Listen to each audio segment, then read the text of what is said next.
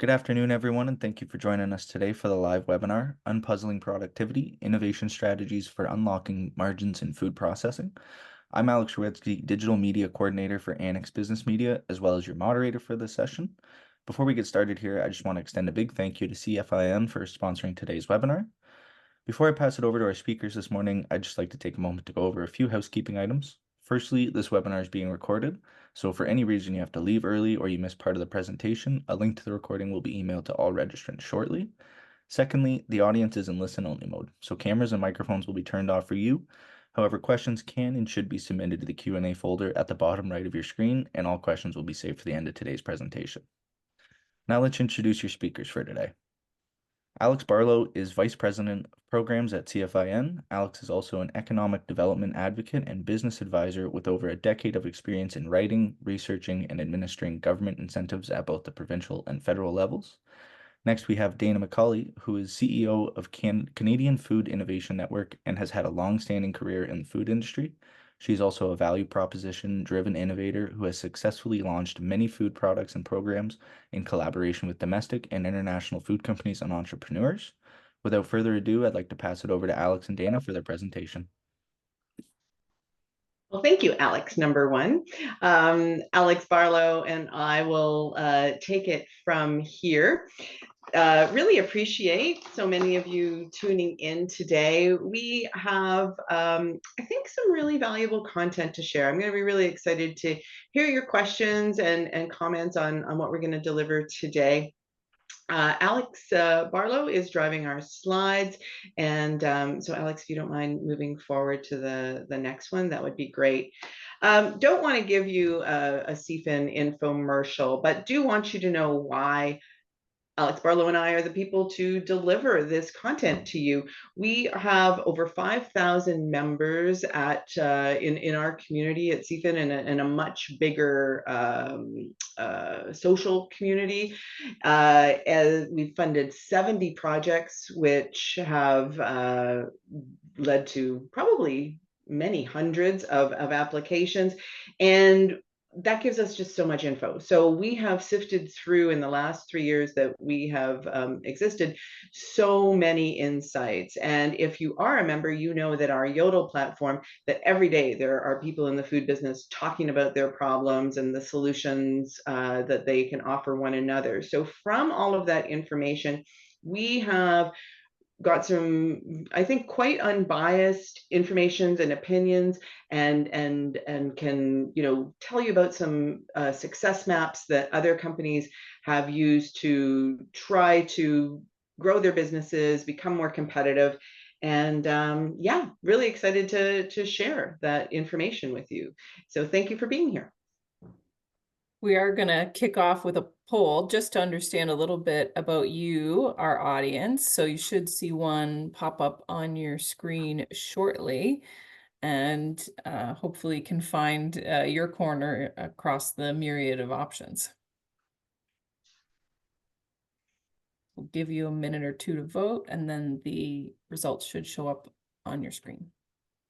Yeah, and if any of you choose other, be really curious in the comment section, the chat section, I guess it's called here on Zoom, to find out what that other is. And my mom, if you're on screen, please don't put down I'm Dana's mom.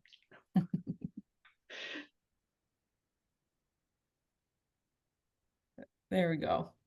Okay, that's really interesting. Wow, a lot of government people. Thank you for that interest. I hope that means that you're here to create great policies that will help the food industry. And but yeah, as we suspected, lots of food and beverage processors here, and people who are building solutions for them. So that's going to really help us to contextualize our comments. So thanks for taking that poll, folks. So without further ado, let's jump into some good content. We recently published a white paper designed to expand the conversation about food price inflation. So Alex and I and one of our colleagues, our CFO, Melanie, we were in Ottawa last November having meetings with, our funders, and we're having breakfast. And of course, the news was all about what was happening at Minister Champagne's open table, where he was invited all the grocery retailers to make a command attendee performance and unpuzzle what was going on with food inflation. And we're like, well, yeah, that's interesting, but this is a really big, complex problem. We should really be talking about the systems and all the interconnectivity in the food industry. And that's where this white paper was born. And we worked on it for several months afterwards, and did lots of fact checking and interviews, and analyzed a lot of data. And through this process, we discovered that there's a lot of companies who are doing interesting things. So as I mentioned, the success mapping piece, we're going to try and take the insights we gathered to develop the white paper, which is a public facing document to get media and policymakers, having more and deeper conversations about food affordability and affordability for Canadians in general. But we're going to unpack all this stuff for you today in hopefully ways that help you to learn from people who have had some success in trying to unlock margin in their businesses, which in turn we believe will help to flatten the curve of growing food prices. Because if you're making more money as a food processor, we think you will be able to pass some savings along to everyday consumers. So, the current food inflation landscape is probably not one that any of us are unaware of. It's certainly dominated the news. But yeah, we've seen a 20+% increase in the last 3 years in food prices. We are starting to hear that those are stabilizing a little bit, but the simple reality is that our $3.99 container of mayonnaise is sort of gone the way of the cuckoo. It's not something at the moment that we're returning to rapidly. We've got higher rates of people living with insecure access to food across all 10 provinces. And, the contributing factors, as Dana was mentioning, are really complex. Obviously, there's been major supply chain upheavals, challenging business environments. Relationships with retailers are certainly one part of it. Labor constraints and cost, and just generally a slowdown in consumer spending. The release from the BC Food and Beverage Organization just last week further highlighted that the sector's challenges are going deeper than just their relationships through to getting to the consumer and through the retail portion of the experience. Food and beverage manufacturing in the sector is facing major overhead, cost of goods, labor costs, which is resulting in limited to no profitability. And we have a 7,800 plus strong number of processing facilities in Canada, and they're facing major challenges in remaining competitive and resilient. In the face of these challenges, combined with rising interest rate costs, has really resulted in progress on some of these major issues, like addressing growing labor costs, really piecemeal, and that we're not seeing the systematic change that is really needed in order to make the sector more competitive.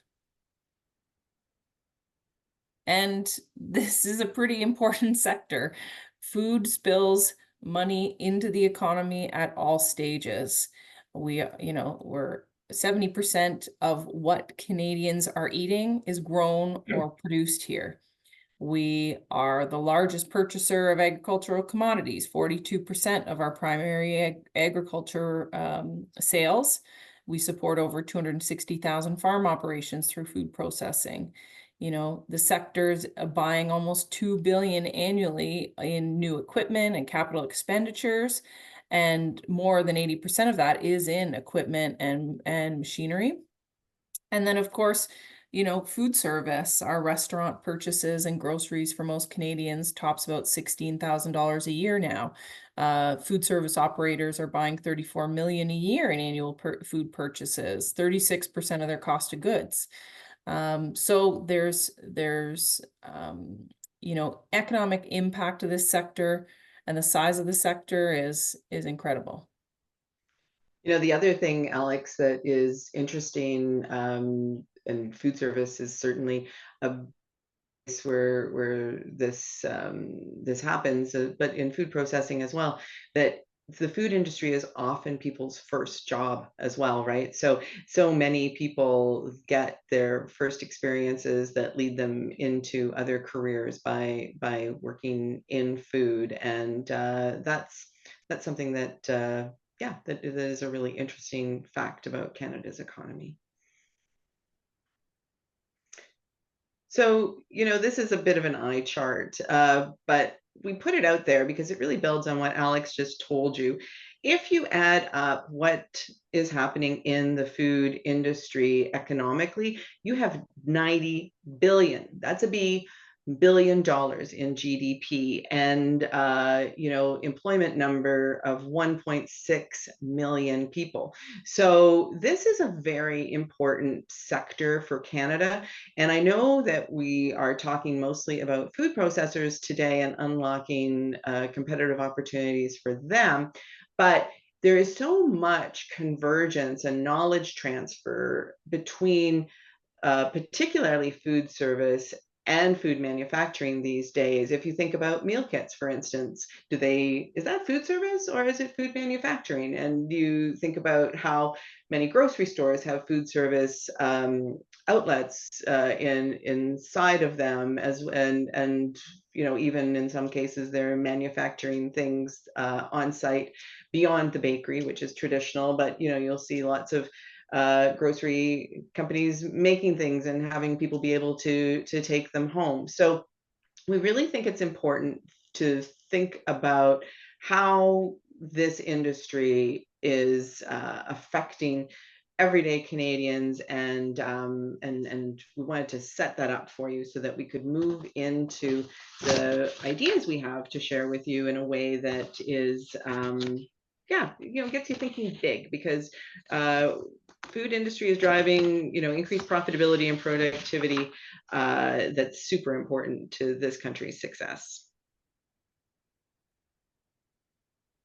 We're gonna plug another poll with you, and we're curious to know what you believe are the biggest barriers to innovation adoption in food and beverage. And we're hoping for some insights. I think I might be able to guess some of the top ones, but I'm curious to hear all of your thoughts. So again, we'll leave this up for a minute or two and then see the responses. Yeah, I'm looking forward to seeing this one as well, because we had some conversation as a team about what should be on this list, and we find it's really interesting sometimes what people don't mention. And I'm not going to say any more until the poll closes, because I don't want to bias your answers. I know, I was sad when I saw on the little red text at the bottom that says I can't vote. I know. I guess but it's interesting because there's so many people online, which, by the way, thank you, 111 of you. I suppose we can't bias it as badly as we could if we only had 10 people online, but. All right, it's taking a bit of time. Here we go. Interesting. Money. Everybody always wants more money. I totally get that. But yes. Alex, do you want to comment on that market opportunity number? Yeah, I Because I think know you have thoughts. Yeah, I think this is always so interesting, that the simple fact is that market is rarely what companies list as their critical barrier to being to growing. Most processors who I speak to have a market opportunity that they just can't respond to. And financing, funding, cash, usually the number one reason, the time to actually find a solution, then the ability to implement it successfully is, a big challenge. But it's rarely that you don't have the capability to grow. Sorry, I didn't mean to No, go speak. ahead. The one I would love to unpack for a moment or two is the folks who said that they don't know what's out there.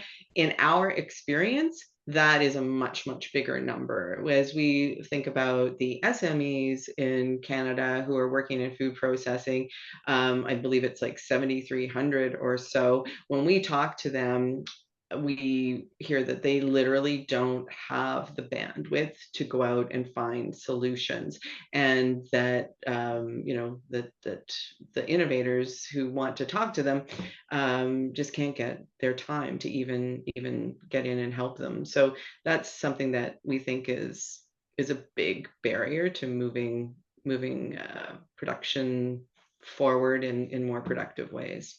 Yeah, we found that when we did our survey on packaging and looking at alternates to single-use plastics.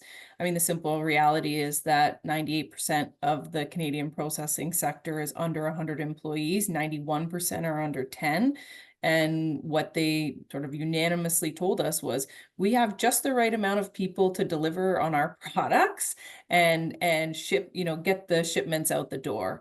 We don't have additional staff to investigate technology, to figure out how to finance this.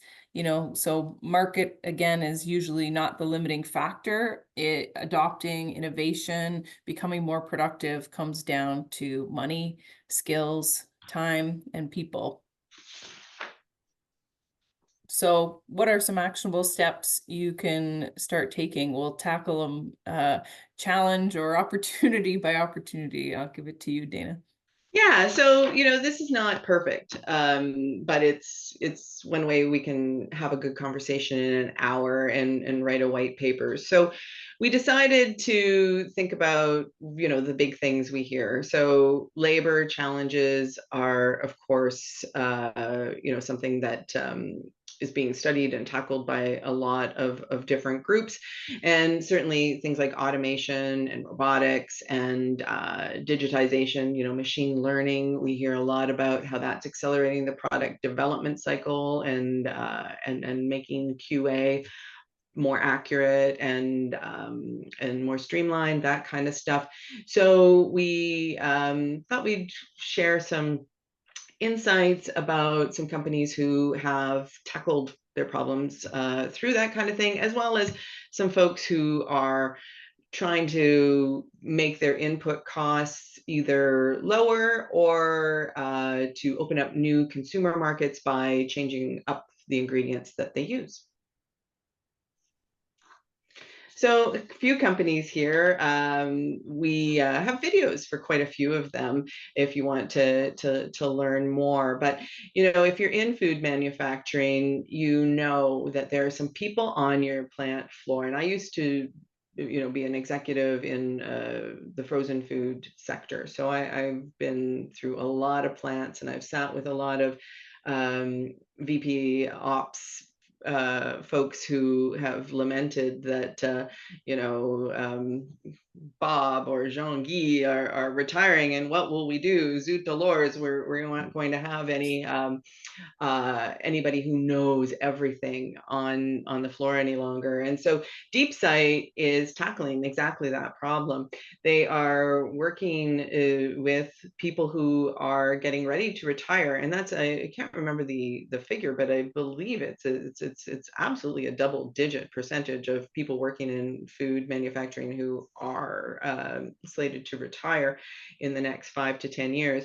And so DeepSight's created it's like a VR type headset that somebody who really knows the operations of a business would wear. It would document all the things they do throughout the day, the stuff that aren't in the SOPs and the product handbooks. And then it takes that information and it makes it accessible in a number of different languages and different formats, so that as someone is getting ready to retire, or even better, way before they retire, somebody who is a real, knowledge holder, you can capture that. And guess what? Then new employees can come on and they can access that information, be onboarded in a much more efficient way, and actually see how to do the tasks that are described in diagrams and words in those SOPs. So we think that's a really interesting and inspiring example. And if any of you is interested in connecting with DeepSight or any of the other companies we talk about, these are all members that we have deep relationships with, and we're happy. Our regional innovation directors are on the line here too, and we're happy to make intros. Now, interesting, robotics. Some people feel that this is a really great way to automate your business. Some people feel uncomfortable with robotics because they feel like it's going to displace jobs. And there probably is a bit of a friction point. But companies like Laplace are doing some really, really interesting things to help speed up manufacturing lines and help to move things more quickly with the supplemental work that is done by actual humans. So that's another very interesting one. I encourage you to Google them up. On the other side, mentioned that ingredient piece, we have so many really super cool projects where people are trying to unlock new opportunities by creating new ingredients. Chose Crush because they are such an accessible and cool case study, but we have lots of these companies in our membership. So what Crush Dynamics does is they work with wineries and they take the stuff that the winery would have to pay to get rid of, and they extract polyphenols from that must and other debris that is left over after you get all the juice out of the grapes. And those polyphenols, then they use some fermentation techniques to create ingredients that help to replace sugar, which is very expensive, and salt, which is something consumers are often told by their medical professionals to reduce their intake of.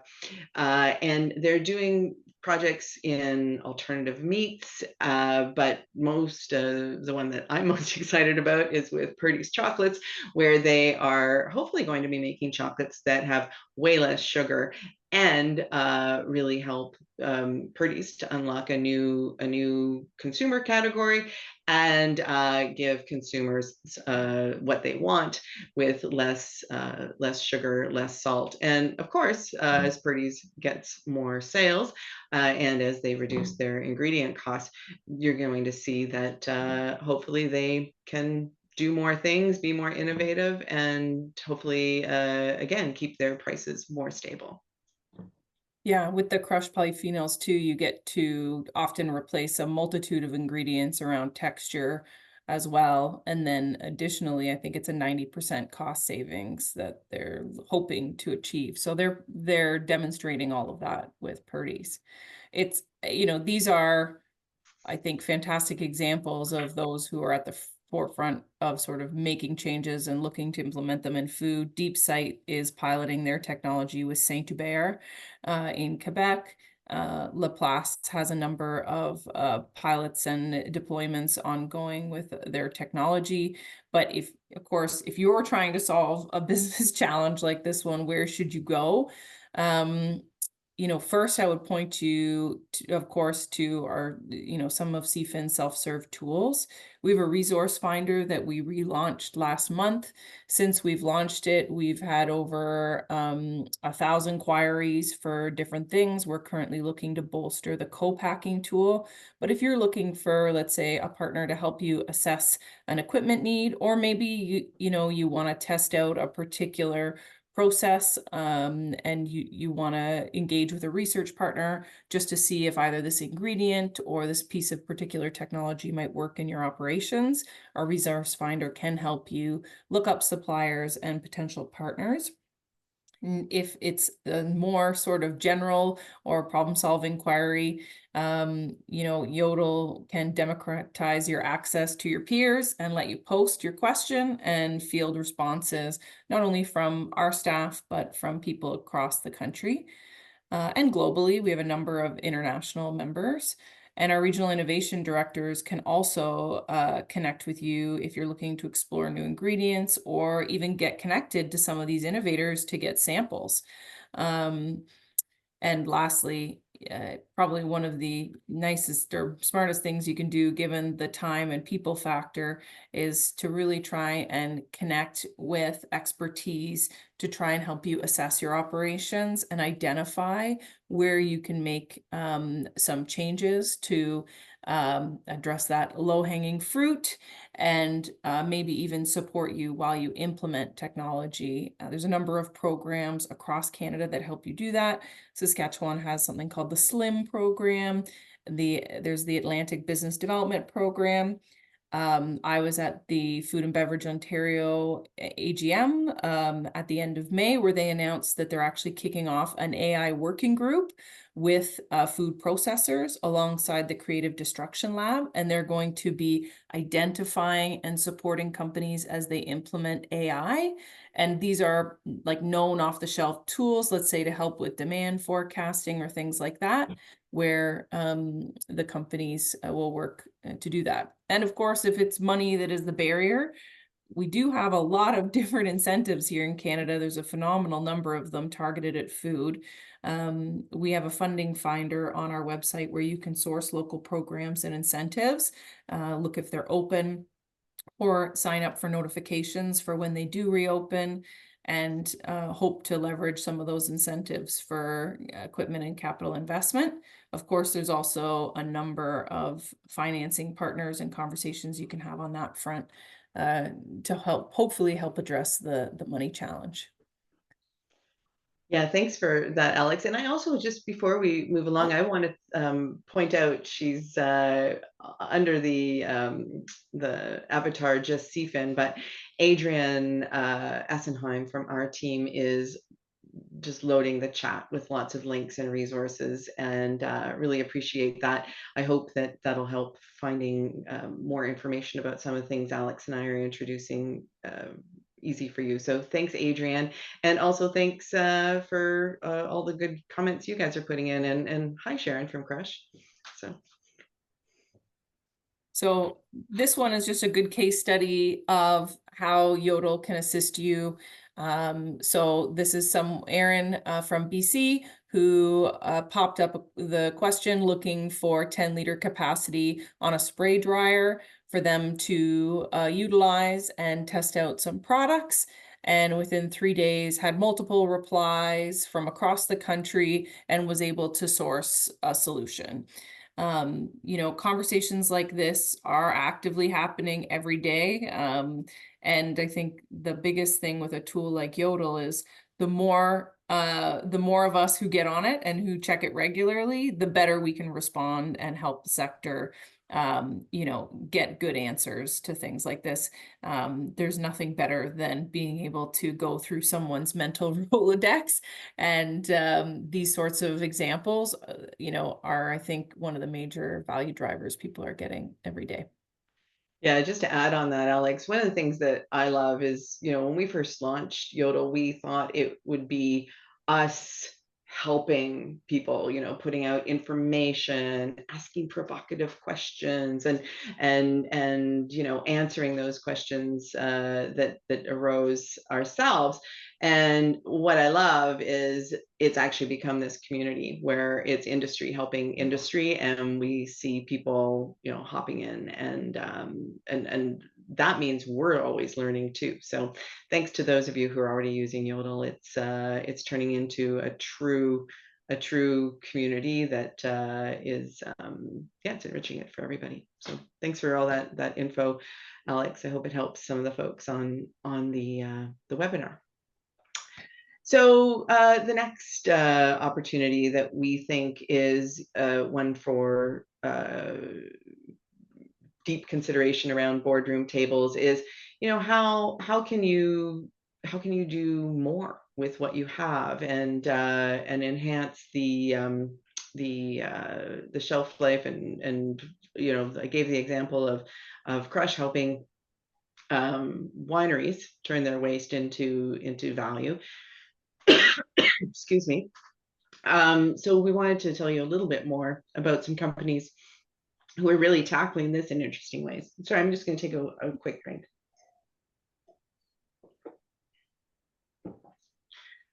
Alrighty, next slide. I'm ready. So I'm going to start at the bottom and work up this time. We one of our very first projects that we funded was with this company out of Quebec, Inadal, who, by the way, like amazeballs, last week, the technology that they were already working on when CFIN was formed and that we've helped to fund was acknowledged by the Governor General with the Innovation Award for Canada in May. So really super exciting group. They are approaching food safety by creating a non-GMO, clean label ingredient. It's kind of like a gel when you just sort of see it in its form. But it's applied to proteins, generally speaking, meats and seafoods, and helps to reduce the growth of listeria bacteria like significantly, like just massive improvement for people's health. But it also helps to extend the shelf life of these very expensive proteins.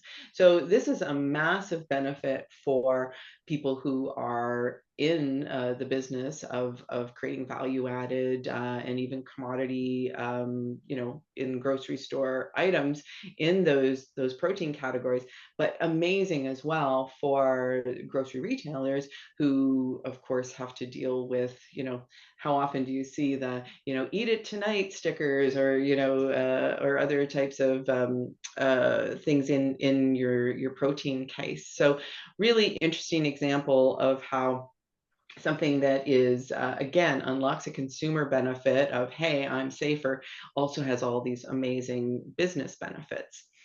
Food Cycle Science is a company that is doing really interesting things. You may be familiar with their tabletop home units, which help you turn your compost into something you can, put into your garden. But one of the ways they're helping other businesses is they've developed basically a biodigestion system that can be incorporated into any kind of QSR outlet. And basically the idea is that it's a bin. It's probably about the size of like your home dishwasher. And the use case that they're testing it in, is doing very well, is with Bridgehead Coffee. So anybody in Ottawa who's on the line here, you'll be familiar with Bridgehead, amazing Ottawa area coffee chain.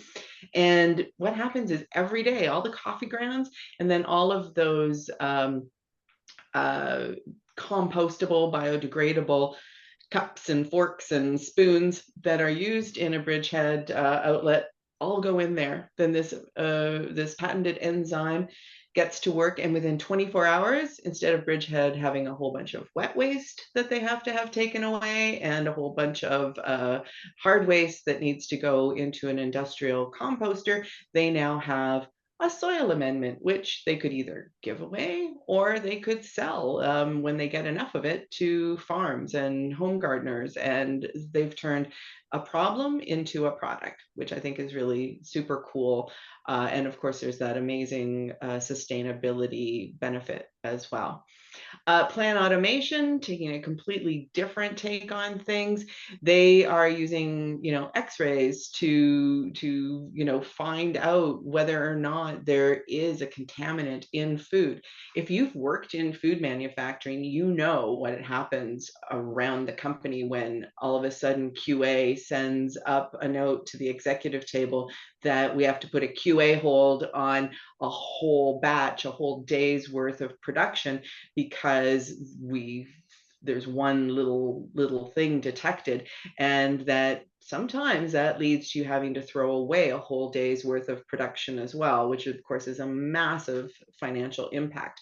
With what Plan's doing, you'd be able to isolate the issue, remove the actual packages that were affected by the contamination problem, and sell the rest. So these are really exciting and important innovations that are either in market and available to you or are coming to market really soon.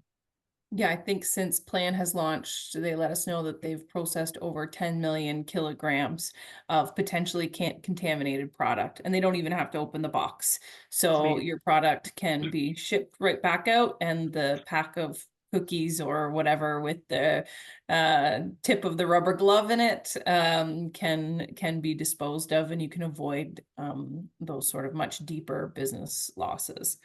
I was one time, just a little fun anecdote, I won't take up too much time. I one time worked where a whole batch of butter chicken had to be thrown away because one of our people broke the rule and wore their wedding ring into work.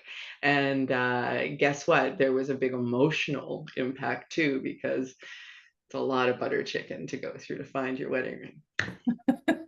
I don't want to live through that. I'm glad I didn't. Our CFIN team can connect you to these and tons of other innovators looking to pilot their solutions in market and help you trial whether or not these types of solutions can address your issues.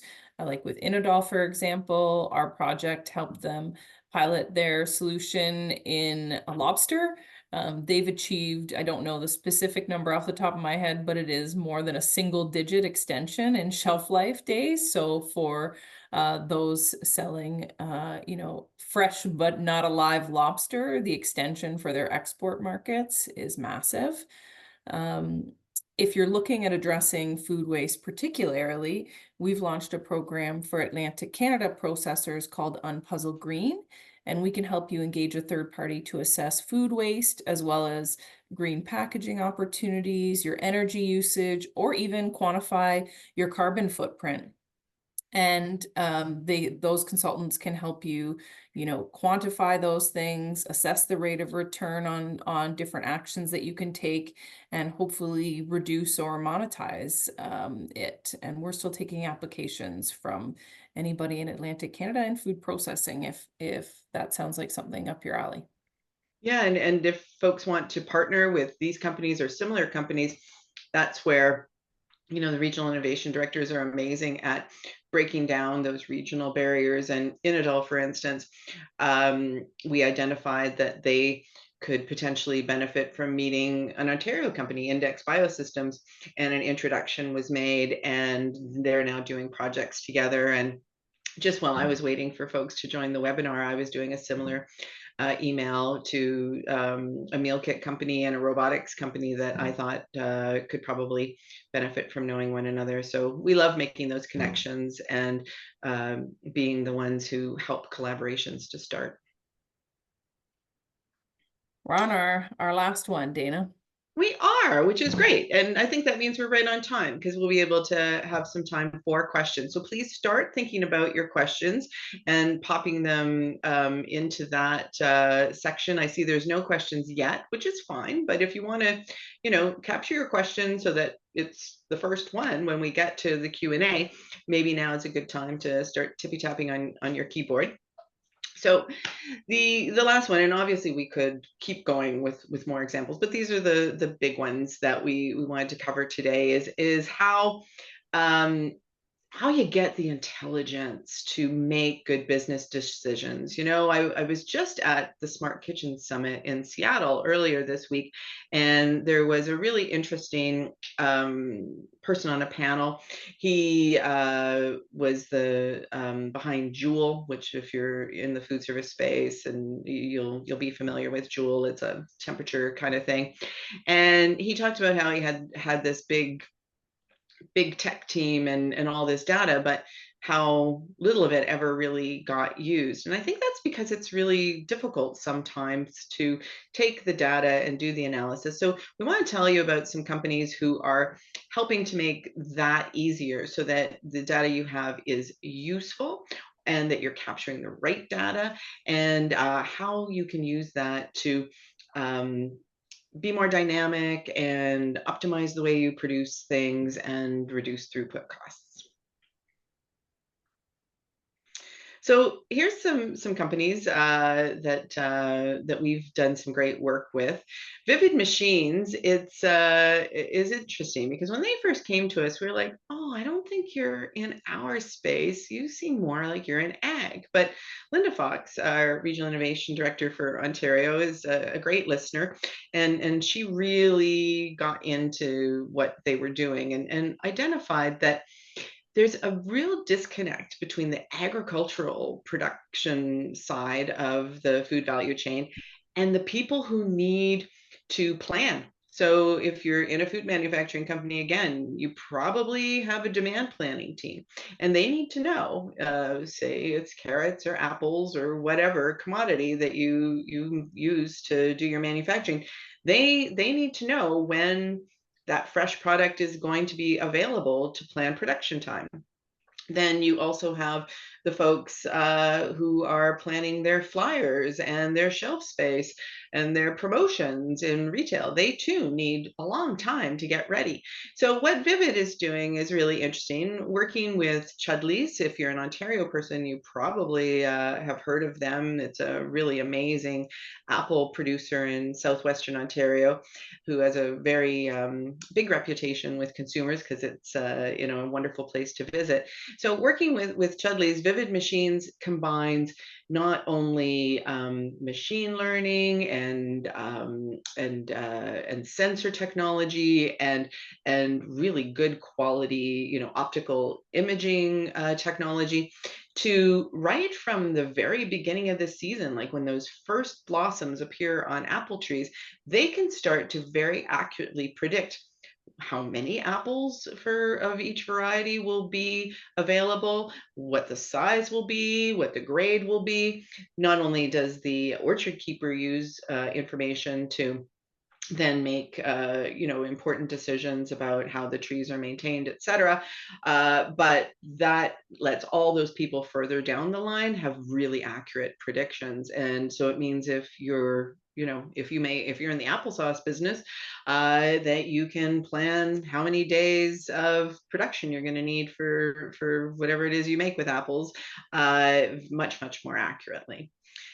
Better Cart, I like this company very much. Saskatchewan-based, woman-led, and really democratic. So big companies have, as I mentioned, these big analytics teams, and they've got lots of data coming in, and they can be really agile in understanding how to do dynamic pricing. If you're not familiar with that term, dynamic pricing means responding to market fluctuations, things like the dollar, and to your competitors in a way that helps you to have the right price in market at the right time to make the most money. That hasn't been available to smaller companies in the past, but this is what Better Cart has been doing, giving market intelligence to smaller companies. And as Alex said, that's like, the bulk of Canadian food processing companies are smaller companies. So we think that's a really interesting type of company that food manufacturers should be aware of, particularly folks working in the sales and marketing teams. And then there's companies like, Owl, who are doing interesting work in the supply chain as well. And again, a lot of AI and machine learning, things I'm not really that qualified to explain to you, but that help to optimize your inventory and help you to make good decisions about how you run your operation. So stuff that used to involve a lot of judgment and educated guessing is now becoming a lot more refined and accurate because of the way companies like these three are creating tools for people working in manufacturing. Yeah, and I think one of the great benefits of a lot of these digital solutions is that they can help address those sort of critical components of labor costs or like your general cost of goods, but they require very minimal changes to your processes and they deliver a big productivity impact. So, these can be very plug and play solutions. Others who are members of CFIN who've been, who bring great technical or digital solutions to common problems. Food Bite, based out of Atlantic, Canada, they digitize Good your food example. safety plans. So, your SOPs can be digitized. You have online monitoring forms. So your QA team's not taking 2 hours at the end of the day to enter data off of pen and paper. And we've got Freshline, which is an e-commerce platform for food distributors, which allows a small distributor to create a great branded online sales experience for their customers. And then Carbon One is an automated solution for product level carbon accounting. So it allows you to measure, improve, and communicate the carbon footprint of your products, which is becoming more and more important as not only consumers get interested in this topic, but the government rolls out more regulations. So these can be really, they can be simple to adopt. I won't say the word easy. I think any change in business, probably wouldn't be described as easy, but they are not things that require you to redevelop the entire way you do business, but they give you really actionable insights so that you can make changes, and they're affordable and accessible to SMEs. It's such a good point that this isn't easy, and I don't want to present all of these solutions as things that are easy buttons, but it hopefully by being more aware of this kind of thing, we'll see more people making time in their strategic plans to give them a try. And it's the regulations, unfortunately, as you mentioned, are going to force a lot of this change. And I think companies like Carbon One are so amazing because they're ahead of the curve and ready for the companies who are going to all of a sudden be panicking. We're going to give you, I think there we are. We have a final poll, and we're going to move to Q&As. We're going to ask you a reflective question and one we're not afraid of your answer. So if you happen to say no, we're not offended by that, but we're certainly curious to hear in the chat and in the Q&A what types of tools or strategies you think the sector would benefit from. CFIN is constantly developing new working groups or meetups or forums for the sector to come together and try and address these challenges. And we're certainly open to suggestions on areas where we can be bringing more value to help solve or at least work towards solving the complex challenges that are facing the sector. Oh, wow. After all that setup, getting us ready to take a hard truth. Well, it's good that folks have learned. That's wonderful, and thank you. And quite a few of you, more than half, answered the poll. So really appreciate that. When Alex and I and the rest of the team were talking about what should happen in this webinar, it was really important for me that we not just tell you what's in the white paper, but also we can't assume, because the food industry is so fragmented, that everybody on this webinar all has the same problems, and that's one of the reasons why CFIN exists, because we're a network first. And I hope that became clear from some of the conversation today. If it wasn't clear to you before, we really and truly believe, and if you have ever seen the Yodel logo, you know that it looks like a bunch of mountains coming together. That's because Canada is geographically diverse. It's also because every portion of the food sector, like if I say bakery, well, that's probably hundreds of different kinds of businesses. So there's so many reasons why it's hard for the food sector to create as much IP as other sectors, and to be as productive and to invest as much in innovation. And so this webinar is hoped to be a step in the right direction to help you guys with that. So thanks so much for that resounding recognition that we provided some learning today. I do see one question in the chat, and wouldn't you know, it's not one that I can really answer, but maybe Alex, you know, because you're so much closer to our ultimate recipients and read their reports in detail. Yeah, I can answer that one. So Plan Automation does not have a mobile facility. You would take product to them in Bolton, I believe, is where they run that reclaim site. And it's really, I think, ideally positioned for large batch recall. Ideally would be where it would come in and be most effective there. There was a question in the chat someone had asked earlier, and I apologize, I wasn't able to answer it in the chat, but someone had asked why we included fear as an item or as a potential a response, in why people maybe don't adopt technology or innovation. I added that one to the list, and it was based actually on an experience I personally had when I worked as a grant writer, which is I helped a client purchase through the use of a grant, a very large, expensive robot, which in the end didn't work for them. It was not quite the solution they needed. And when I went to see them next, it was sitting in a corner. And our discussions about technology adoption from there were very hesitant and fearful, because they'd spent a lot of money and not seen the results. And in the end, they brought out an engineering firm. They solved some technical challenges, but there was a lot more additional costs than they expected. And I think that that's a simple reality about the sector. Solutions are often highly customized and require more work to truly be a fully integrated or a fully effective solution. And so that's where sort of my interpretation of the fear concept, fear it won't work, fear you don't have the skills, fear of whatever, but and maybe it's another way of saying risk aversion.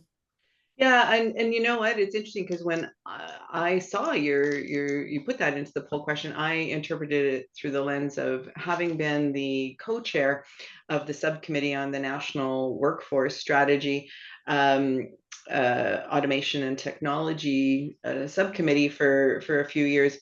I took it from the insights I've gathered there. What's really interesting, this is a roundtable that meets a few times a year, and it has a work plan and you know, a lot of important outcomes that it works towards. But there's lots of great discussion and really diverse people on those calls. And what we came to as a group that was a bit of an aha for me is that we learned that new companies who are just starting have a couple of advantages in obviously adopting technology. Some obvious. One is that they are starting from scratch, so integration isn't an issue. They can buy all their equipment, and they can really you know, have something that's state of the art, whereas an existing company does have to integrate. And that, trust me, from building Yodel, which is a lot of integrations, I can tell you stories about integrating technology. So it's a real valid issue. But the other one that's really interesting is that the way food companies grow is not, you know, like that hockey stick curve, or even, you know, a gentle curve. It's actually kind of in stair steps. So you build a facility and you spend all your time trying to get it to maximum capacity, because that's how you can make contribution margin, and you make choices that do that.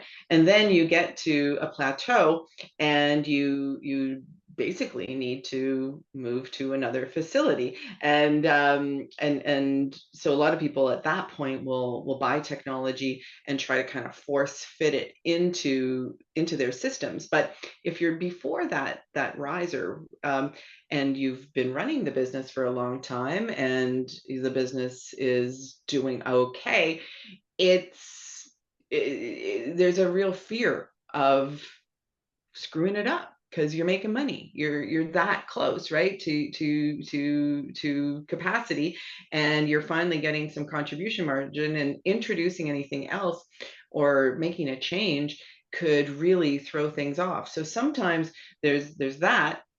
And then also, if you are in a company that is maybe 30 years old, and you have a founder who has been the leader of that company the whole time, technology has probably changed and outpaced them. So, for instance, I've been in the food business since my 20s. Well, when I started in the food business, email was new.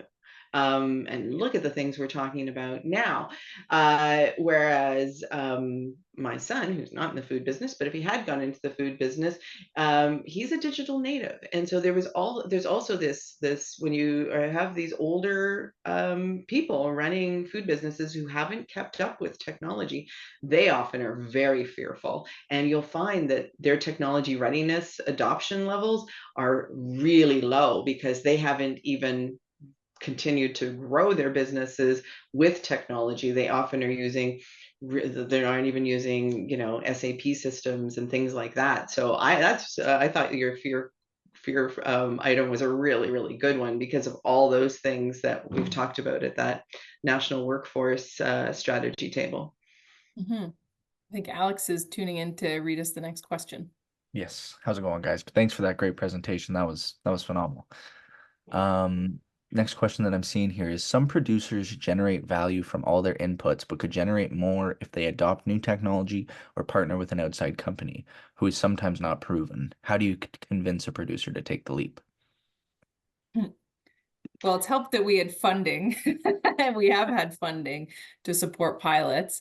We don't actually do that much work with producers from an agricultural perspective because we tend to focus on processing through to getting product in front of the consumer. But Kane, who is, I would say, a sister organization to CFIN, sharing a very similar mandate, is very, very focused on agricultural production, and with a similar focus is looking at deploying funding and network type connections and collaborations to help break some of those barriers. But we've really found that putting funding behind piloting technology is the most effective way we can impact change in the sector, because the sector is already risk averse and already faces cash challenges. And then, these new technology firms or those developing new software are really not able to float the challenge of pilots on their own. Gotcha. Awesome. Thank you. Got another one here. It says, how can food businesses ensure consumer acceptance of products that have been processed using new technologies, especially when it comes to transparency and labeling? Sorry, can you say that again? I got distracted by the chat. Yeah, of course. No worries. It's been very active, which is great to see. The question was, how can food businesses ensure consumer acceptance of products that have been processed using new technologies, especially when it comes to transparency and labeling? Yeah, and that's a great question, and it's directly in line with my past experience heading up, marketing and innovation for food companies. It's taking them on the journey with you. Like if you think about a company like it's an American company, but they did such an interesting thing back in the day. Amy's, the frozen food, vegetarian food company, when they first started, their aspiration was to be the most, to be a fully organic frozen food company, but the organic materials didn't exist. So they started putting on their labels, made with 37% organic ingredients, made with 57% organic ingredients. So they made it really clear to their consumers where they were going, and they took them on the journey with them, and it really, really worked. And so I think if you tell people like, hey, we want to have the safest food available to Canadians, and here's how we think we're going to do it, and you bring them into the storytelling from the beginning, most people will get quite excited about that. And so I think it's just about giving people lots of information, using plain language to describe things, very important, and admitting what you can and can't do. Perfect. Awesome. Alex, anything to add on before we get to the closing remarks here? No, I think that's fantastic. I don't see any new questions, so we'll keep going. All right, perfect. Well, unfortunately, that is all the time that we have for the webinar today. I just wanted to once again extend a thank you to Alex, Dana, and Adrian, and Stephen for being here today and helping put on this webinar. Also, a huge thank you to the audience for your questions and participation. Watch your inboxes for a link to the recording and resources from today's session if you missed anything. Thanks, everybody. I hope you all have a great and safe day. Yeah, and if you're not a member, please scan this QR code and join us. It's free, and as you can tell, we have great conversations. Thank you so much, Food in Canada and Alex, for organizing. Appreciate you. Of Yeah, course, appreciate you guys. Thanks for the really, great, really easy. Thank you. yeah, of course. Thanks for the great presentations, guys.